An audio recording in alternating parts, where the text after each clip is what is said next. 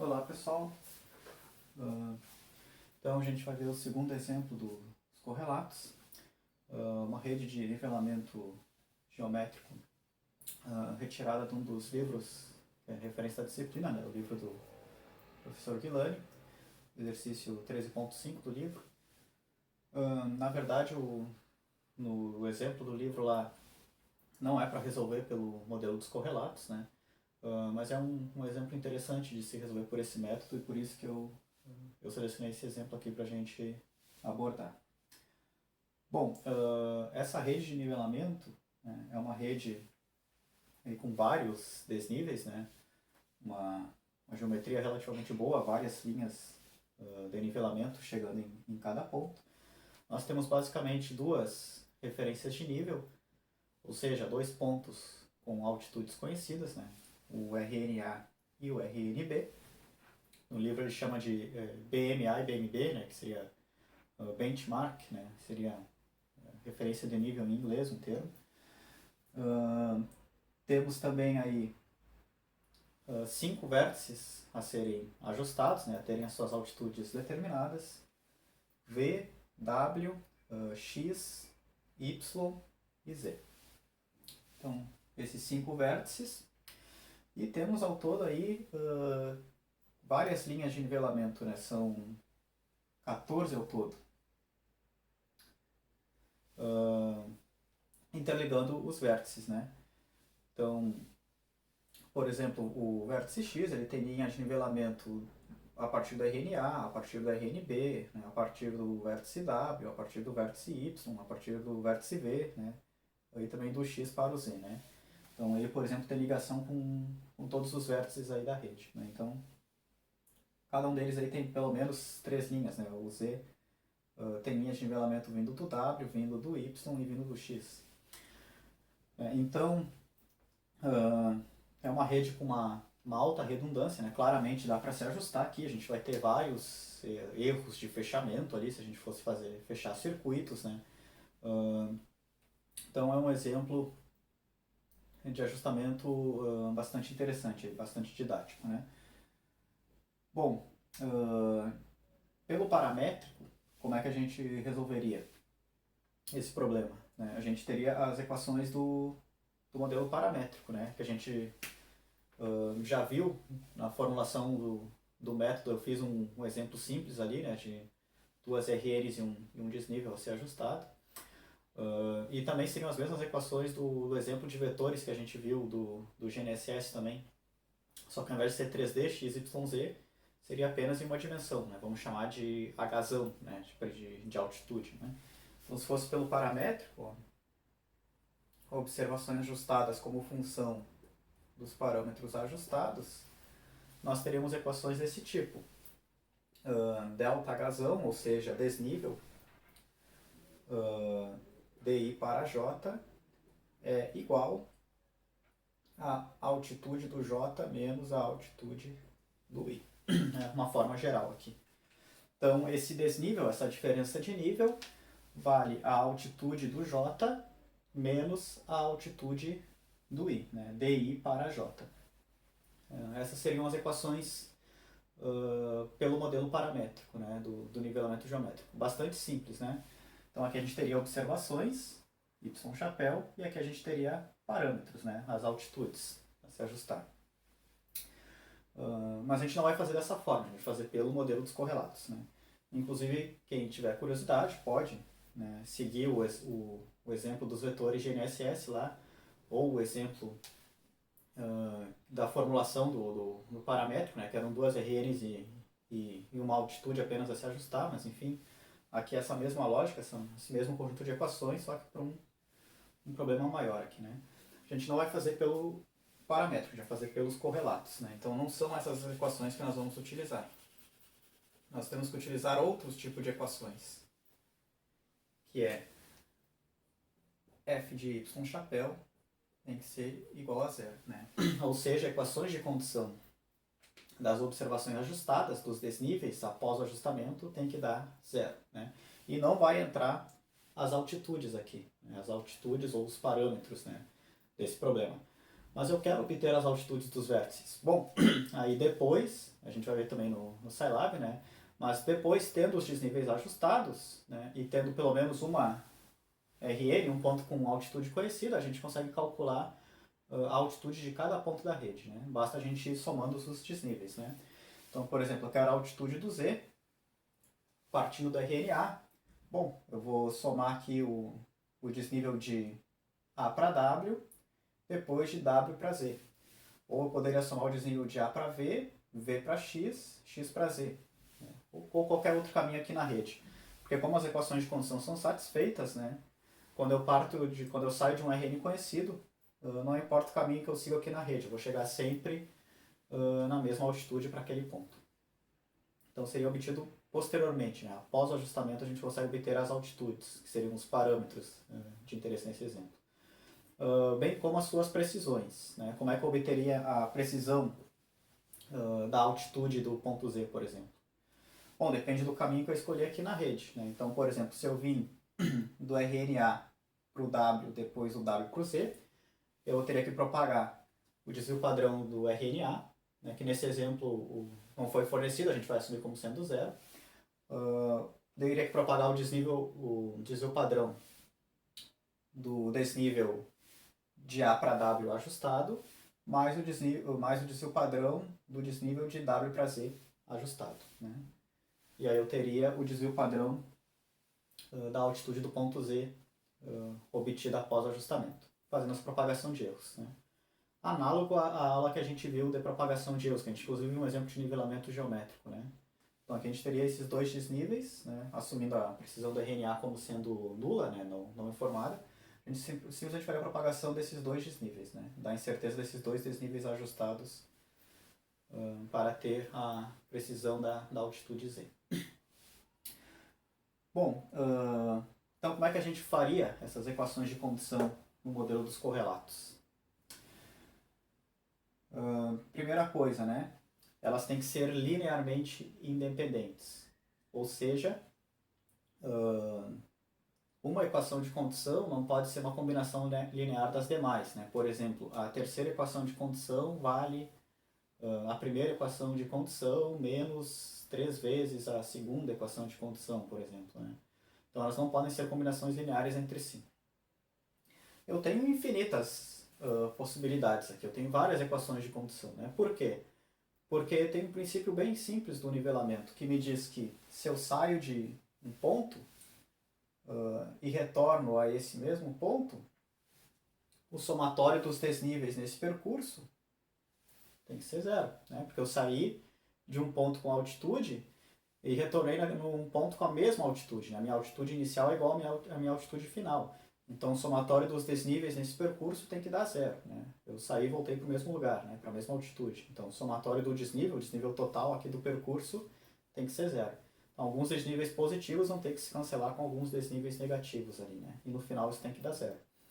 Então equações de condição nesse sentido. Claro que a gente tem vários quadrados e triângulos e várias figuras geométricas, né? Então a gente poderia ter várias possibilidades aqui, várias equações de condição possíveis. Porém, elas têm que ser linearmente independentes, né? Então uma não pode ser expressa como combinação das demais. E aí nesse caso, como é que a gente garante que as equações de condição serão linearmente independentes uma da outra? Aí tem um truque bem simples, que é o seguinte: em cada equação de condição, eu coloco pelo menos uma observação que não esteja contida nas demais equações de condição. Então, se cada equação de condição tiver ali pelo menos um desnível que não está contido nas demais equações de condição, né, aquele desnível só aparece naquela equação de condição, assim eu garanto a independência de todas elas, porque nenhuma pode ser expressa como combinação linear das outras, né, porque cada uma tem pelo menos uma observação que não aparece nas demais. Então é um truque simples, né? É uma estratégia, claro, poderia ter várias outras aí, mas é uma estratégia que garante a independência linear das equações, das equações de condição. Nesse caso, eu já selecionei aqui previamente 8 equações de condição, de modo relativamente arbitrário, né? Então vocês poderiam, por exemplo, formular outras equações de condição. Aqui no caso foram 8, eu poderia selecionar outras 8, poderia ter selecionado mais, poderia ter selecionado menos, enfim. Né? A gente depois vai ver no Scilab o que acontece variando o número de equações de condição. Né? Então, qual que é a diferença do ajustamento com mais e com menos equações de condição. Aqui, por enquanto, a gente vai ver só esse primeiro caso, né? Esse primeiro exemplo introdutório, e a gente vai trabalhar com 8 equações de condição. Então aqui eu procurei trabalhar só com triângulos, né? Então fechar triângulos aqui na rede. Né? Vamos ver a primeira equação de condição. RNA-WX. RNA-WX, né? Esse percurso.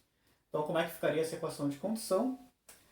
Bom, as setinhas elas indicam a direção do nivelamento. Né? Então, D para, né? D para, aqui D para. Né? Então, o vértice que está aqui na direção da setinha, né? Ele é no sentido do nivelamento. E o vértice que está oposto à setinha é da onde o nivelamento se iniciou. Né?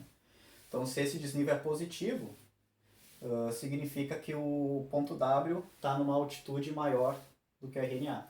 Se esse desnível é negativo, significa o contrário, né? Significa que o W está numa altitude menor do que o RNA, porque o desnível é do RNA para o W, né? É ao longo da setinha.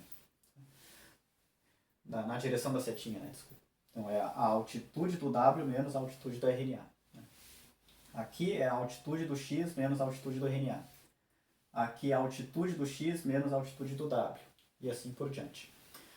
Não coloquei os valores numéricos aqui, porque, claro, são 14 desníveis, né? Então a gente ia ocupar todo o quadro aqui e não iria fazer sentido, até porque a gente não vai resolver no quadro, né, o cálculo, a gente vai resolver no software.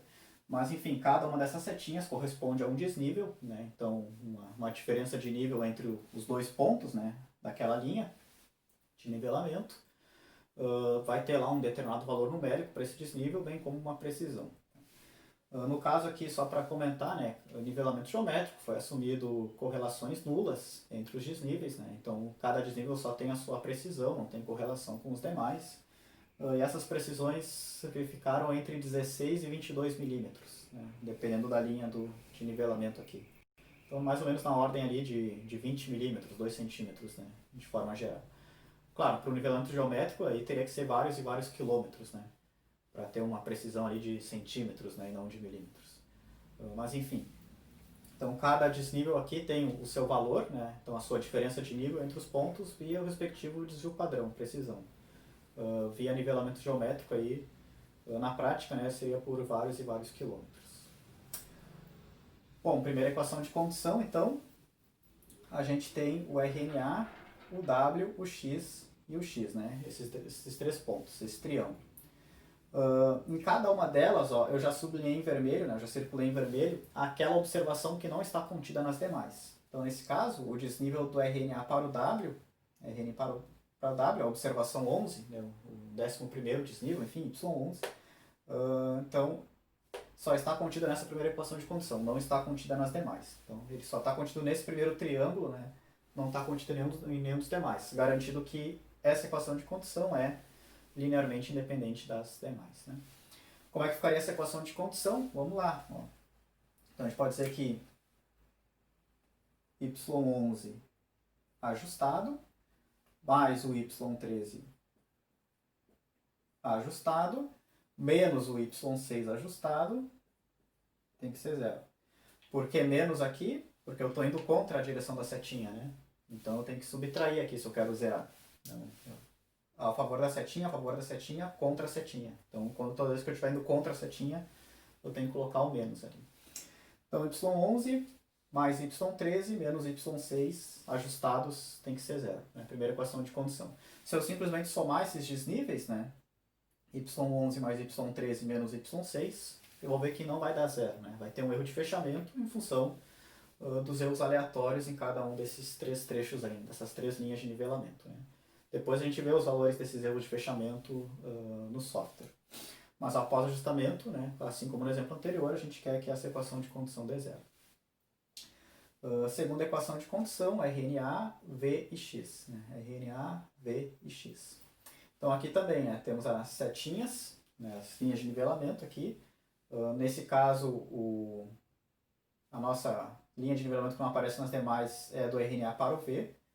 Né, a primeira observação, Y1. Então essa aqui é a única observação nesse triângulo que não é contida nas demais, né? E só está contida nesse triângulo, na segunda equação de condição, garantindo também a independência linear dela com as demais. Nesse caso, como é que ficaria? A gente poderia escrever então que o y1 ajustado mais o y3 ajustado menos o y6 ajustado tem que ser zero. Segunda equação de condição. Novamente, né, substituindo os desníveis observados, y1, y3 e y6, não vai dar zero, vai ter um erro de fechamento ali. Bom, seguindo nossa terceira equação de condição, selecionados os vértices Vx e W. Essa diagonal, né, a observação y10, só está contida nessa terceira equação de condição. Então aqui a gente poderia escrever, por exemplo, né, y10 mais y13 menos y3 tem que dar zero após ajustamento, né? Então, desníveis ajustados aqui. Tanto faz a ordem aqui, tá, pessoal? Eu poderia, por esse exemplo aqui, né, eu poderia vir por y3 menos y13 menos y10. Também deveria dar zero, né? O importante aqui é só atentar, se eu estou no sentido da setinha é positivo, se eu estou contra o sentido da setinha é negativo, né? Contra a direção do nivelamento, a favor da direção do nivelamento. Quarta equação de condição, então, é RnB-Vx, né? RnB-Vx. Então aqui também poderia escrever uma equação de condição desse tipo, ó, y2 mais y3 menos y12 tem que dar zero. Então, y2 ajustado, mais y3 ajustado, menos y12 ajustado, tem que dar zero. Quinta equação de condição é RnB-YX. Bom, poderia escrever agora y5 ajustado, mais y7 ajustado, menos y12 ajustado, tem que dar zero. Né? Então, y5 ajustado, mais o y7 ajustado, menos o y12 ajustado. Isso tem que dar zero. Sexta equação de condição, Vxy. Então, Vxy. Aqui eu poderia escrever y4 ajustado, mais y7 ajustado, menos y3 ajustado, tem que dar zero. Então,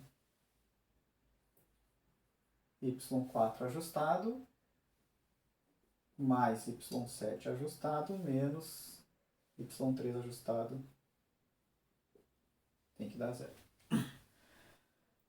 E as duas últimas equações de condição são os dois triângulos de baixo, né? Então esses aqui são mais simples de visualizar, né? Não tem aquelas diagonais cruzadas ali. Wx e z e depois yx e z, né? E claro, né, as linhas de nivelamento que só estão contidas nas equações são como se fossem as hipotenusas aqui, né, desses triângulos, y9 e y8. Bom, para a sétima equação de condição, então a gente poderia escrever y13 mais y14 menos y9. Então, y13 ajustado mais y14 ajustado menos y9 ajustado tem que dar zero. E por fim, para a última, a gente poderia escrever y7 mais y14 menos y8. Então, y7 ajustado mais y14 ajustado menos y8 ajustado tem que dar zero. Aí estão as nossas 8 equações de condição para essa rede de nivelamento. Né? As 8 relativamente arbitrárias que nós escolhemos, né? Mas todas elas linearmente independentes entre si, que é o que a gente precisa. Né? Então a gente teria 14 desníveis, né? E vamos trabalhar com 8 equações de condição. Então tá ok, né? Nosso número de equações de condição não excede o número de observações que nós temos. Né? Então podemos realizar o ajustamento pelo modelo dos correlatos. R é menor ou igual a N. Bom, essas são as equações de condição. Lembrando lá, modelo dos correlatos. Vetor das observações, y. Vetor erro de fechamento, wzinho, que no caso é simplesmente jogar os valores observados aqui, né? Matriz B de derivadas e matriz peso. Né? Tendo esses elementos, né? Y, wzinho, B e wzão, eu consigo a solução geral do modelo dos correlatos. Né? Só fazer ali os cálculos matriciais no software. Então, obtenho o vetor dos correlatos, ou multiplicadores de Lagrange, obtenho o vetor dos resíduos e obtenho o vetor das observações ajustadas. Bom, nesse caso, nosso vetor das observações y vai ser simplesmente colocar todos os desníveis em ordem, né? Então, seguindo a numeração que o Guilani adotou no exemplo lá, então seria, o primeiro elemento seria o primeiro desnível, y1, de A para V. Segundo elemento, segunda observação, seria o segundo desnível, né? De B para V. Terceiro elemento, o terceiro desnível, de V para X. E assim por diante, né? Até o último desnível, a última observação, que seria de X para Z. Então, meu vetor das observações teria a dimensão 14 por 1. Os 14 desníveis.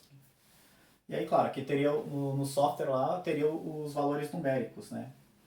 De cada um desses desníveis. Notem que eu posso ter desnível entre dois pontos que eu não conheço a altitude, né? O meu desnível não precisa ser obrigatoriamente entre um RN, um ponto conhecido, e um ponto desconhecido.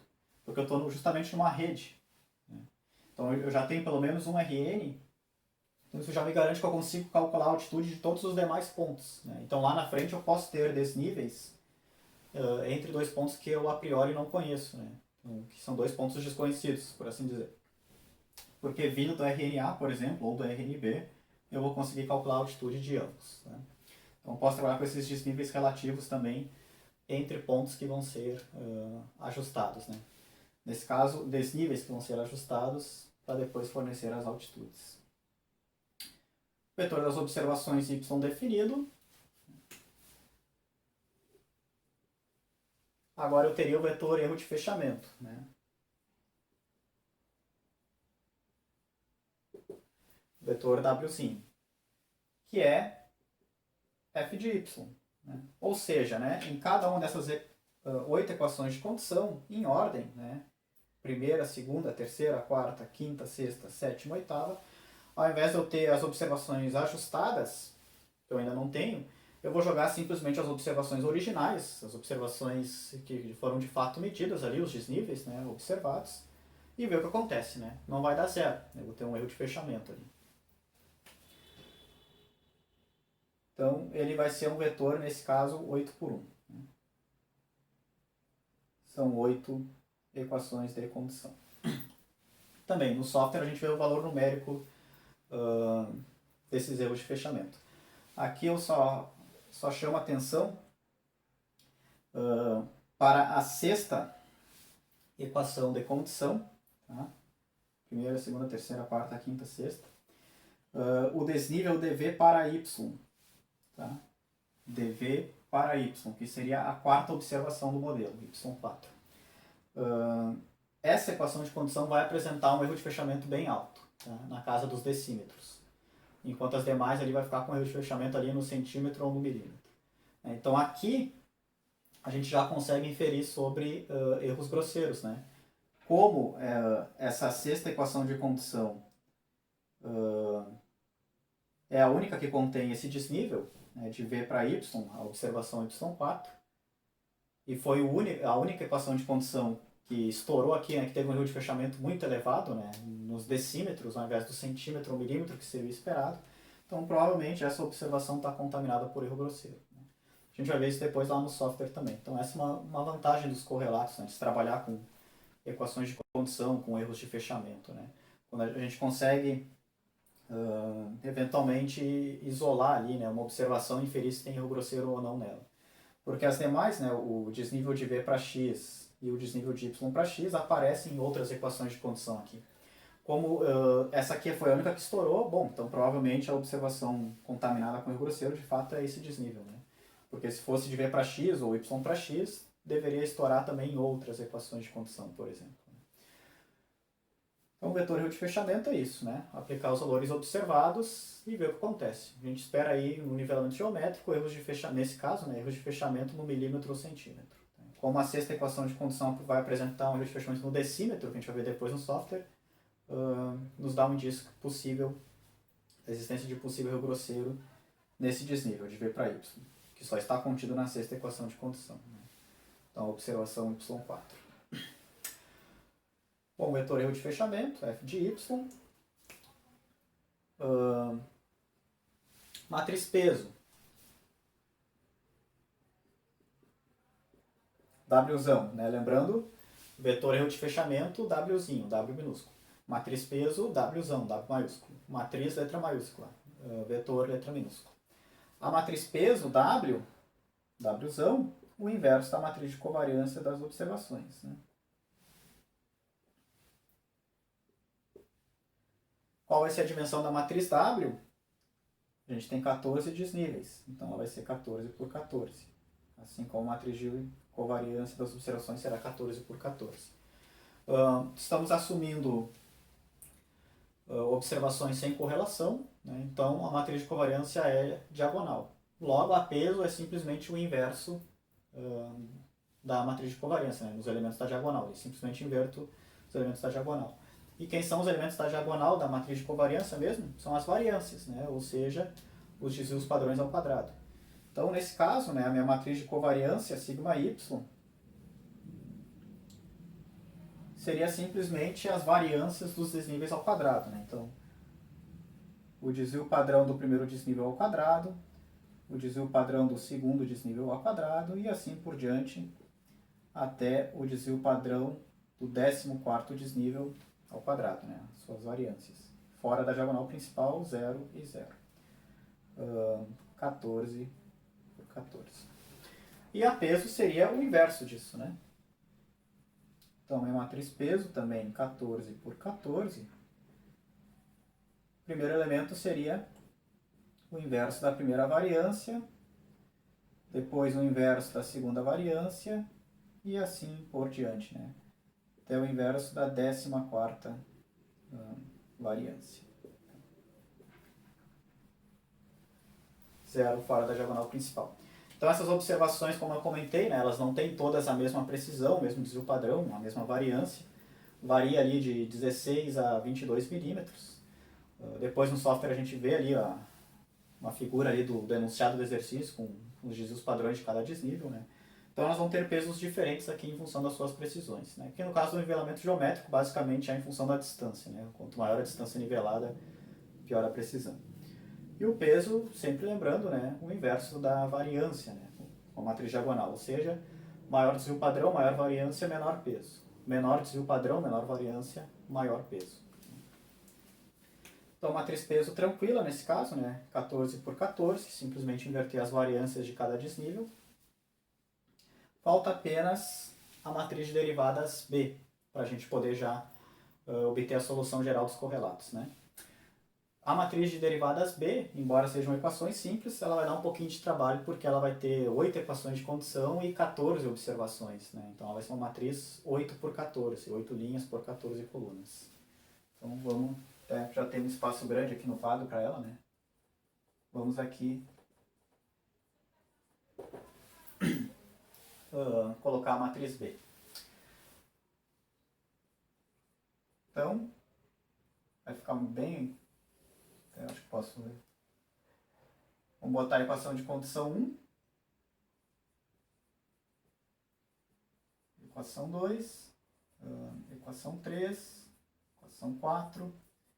Equação 5. Equação 6. Equação 7 e equação 8. E aí agora ela vai ter 14 colunas, né?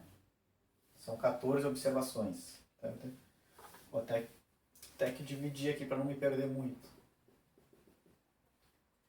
Então aqui a gente teria, né, da primeira até até a sétima, né? Daí aqui da oitava até a 14ª. Aí aqui a gente pode dividir aqui o y4, né? y5, y6, y2, y3.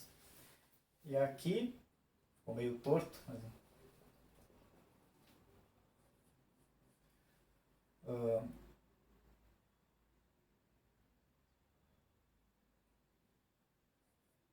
9, 10, 11, 12 e 13. Tá. Vamos ter que fazer divisões invisíveis aqui. Divisões invisíveis, né? Divisões imaginárias. Para não confundir depois aqui, que vai ficar com bastante elementos, né? Não confundir depois aqui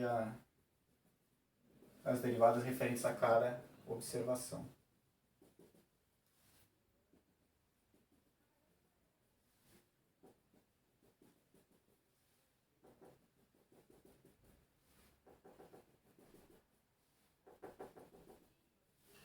Tá? E também aqui para as equações.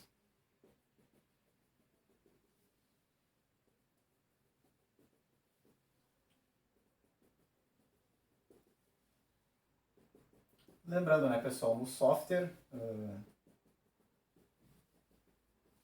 essa matriz B aqui não importa só a dimensão, né? A gente dá um comando lá depois, ele multiplica, transpõe, inverte, enfim, né?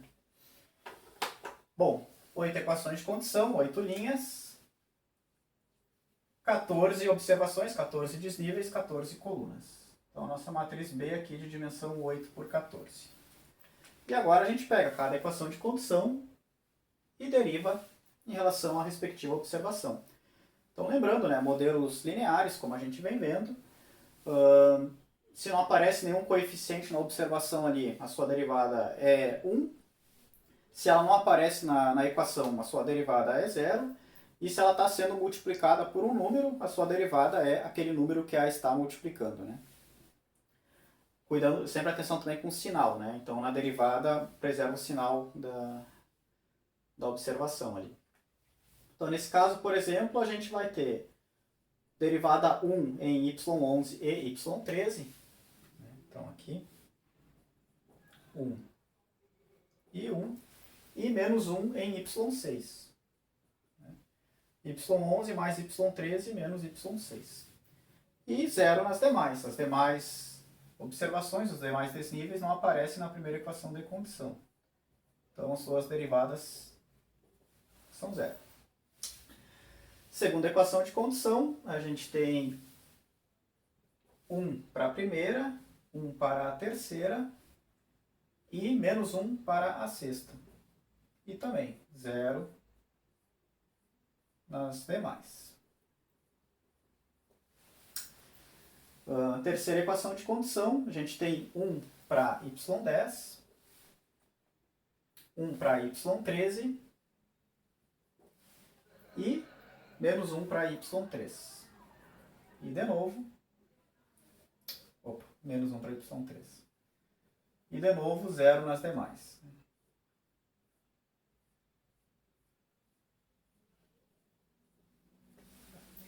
Quarta equação de condição, 1 para y2, 1 para y3 e menos 1 para y12. E 0 nas demais.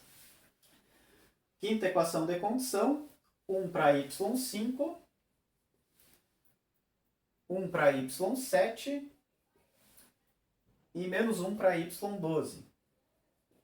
E novamente 0 nas demais. Sexta equação de condição, 1 para y4, 1 para y7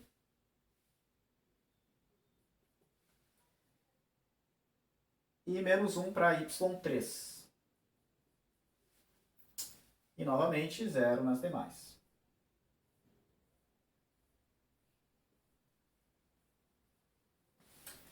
Sétima equação de condição. 1 para y13.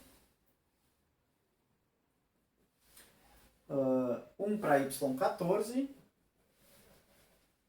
E menos 1 para y9. E 0 nas demais.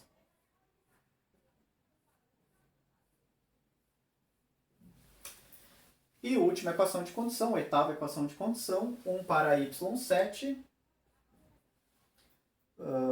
1 para y14, eu vou estender mais aqui, né?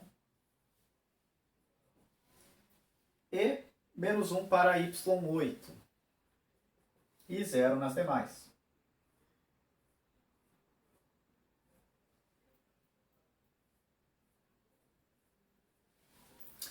Então essa é a nossa matriz de derivadas B, né? Dimensão 8 por 14. Então, uma matriz de coeficientes 1, 0 e menos 1. Né? Se o desnível está como positivo na equação, 1. Se está como negativo, menos 1. Se não aparece na equação, 0. Né? E aí está a nossa matriz B. Então, a mesma ordem que a gente define para o vetor das observações, a gente respeita nas suas colunas, né? E a mesma ordem que a gente define para as equações de condição, a gente respeita nas suas linhas. Né? Assim, claro, né? Assim como para a matriz de covariância e matriz peso, as observações, né? E o vetor erro de fechamento para as equações de condição. E pronto, né? Temos definidas as matrizes que a gente precisa para o ajustamento. Daqui para diante é cálculo numérico, né? Cálculo no software. Então vamos ver como é que fica esse exemplo no celular.